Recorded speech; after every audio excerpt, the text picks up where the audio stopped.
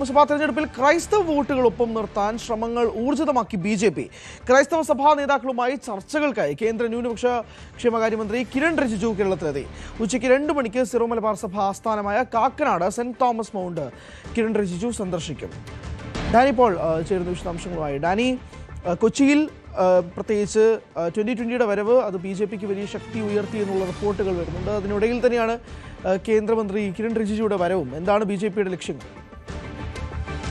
കിരൺ റിജിജുവിന്റെ ഇന്നത്തെ വരവ് പ്രധാനമായും തന്നെ NDAയുടെ 2 പ്രധാനപ്പെട്ട പരിപാടികൾ, അതോടൊപ്പം തന്നെ സിറോ മലബാർ സഭ ആസ്ഥാനത്തെ സന്ദർശനം ഇതാണ് അദ്ദേഹത്തിന്റെ അജണ്ടയിൽ വന്നിട്ടുള്ള പരിപാടികൾ.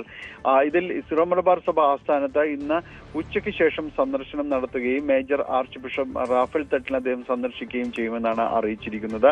സിറോ മലബാർ സഭ ആസ്ഥാനത്ത് ഇതിനു മുൻപും BJP നേതാക്കളുടെ സന്ദർശനങ്ങൾ പലകുറി ഉണ്ടായിട്ടുണ്ട്.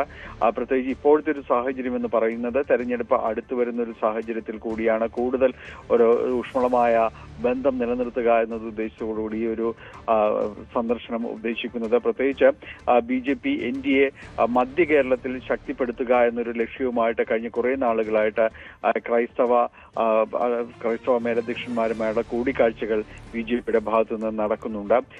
എറണാകുളം, അതോടൊപ്പം തന്നെ കോട്ടയം തുടങ്ങിയ മേഖലകൾ, ഇതെല്ലാം തന്നെ മധ്യ കേരളം ലക്ഷ്യമിട്ടുകൊണ്ട് തന്നെ കൂടുതൽ ക്രൈസ്തവ വോട്ടുകൾ ഒരു ശാക്തീകരണം തന്നെയാണ് BJP ലക്ഷ്യമിടുന്നത്. ഇപ്പോഴത്തെ ഈ ഒരു സന്ദർശനവും ആ രീതിയിൽ തന്നെയാണ് കാണേണ്ടതും വിലയിരുത്തപ്പെടുത്തേണ്ടതും. ഏതായാലും ഇന്ന് പ്രധാനപ്പെട്ട പരിപാടികൾ എന്ന് പറയുന്നത് NDAയുടെ മധ്യ കേരളത്തിലെ ഒരു പ്രവർത്തന ഓഫീസ് അത് തൃക്കാക്കരയിൽ ഉദ്ഘാടനം ചെയ്യുന്നു എന്നതാണ്. അതോടൊപ്പം തന്നെ ഇന്ന് ഇവരുൾപ്പെടുന്ന ഒരു വാർത്താ സമ്മേളനവും ഇന്ന് വിളിച്ചിട്ടുണ്ട്. പ്രത്യേകിച്ച് രാജീവ് ചന്ദ്രശേഖർ, അതോടൊപ്പം തന്നെ 2020 ചെയർമാൻ സാബു ജേക്കബ്, തുഷാർ വെള്ളാപ്പള്ളി തുടങ്ങിയവരെല്ലാവരും ഇതിൽ പങ്കെടുക്കുന്നുവെന്നാണ് അറിയിച്ചിട്ടുള്ളത്. 2020യുടെ വരവ് കൂടുതൽ വോട്ടുകൾ, ക്രൈസ്തവ ഭാഗത്തു നിന്നുള്ള വോട്ടുകൾ കൂടുതൽ എത്തുന്നതിനെല്ലാം തന്നെ സഹായകരമാകും എന്ന രീതിയിലുള്ളൊരു വിലയിരുത്തൽ BJP നേതൃത്വത്തിന് ഉണ്ട്. ഏതായാലും ഈ സന്ദർശനവും അതിനോടൊപ്പം നടക്കുന്ന ചർച്ചകളും എല്ലാം അതിലേക്ക് ഉപകരിക്കും, അതിലേക്ക് ഒരു പാലമാകുമെന്നൊരു പ്രതീക്ഷയാണ് BJP നേതാക്കൾക്കുള്ളത്. മറ്റ് സഭകൾ, ഇതര സഭകളുടെ, പ്രത്യേകിച്ച് ലത്തീൻ സഭയോ മറ്റ് എവിടെയെങ്കിലോ സന്ദർശനത്തിന്റെ കാര്യങ്ങൾ ഈ ഘട്ടത്തിൽ അവർ അറിയിച്ചിട്ടില്ല. നിലവിൽ അറിയിച്ചിരിക്കുന്നത് സിറോ മലബാർ സഭാ സ്ഥാനത്തുള്ള സന്ദർശനം മാത്രമാണ് അറിയിച്ചിരിക്കുന്നത്.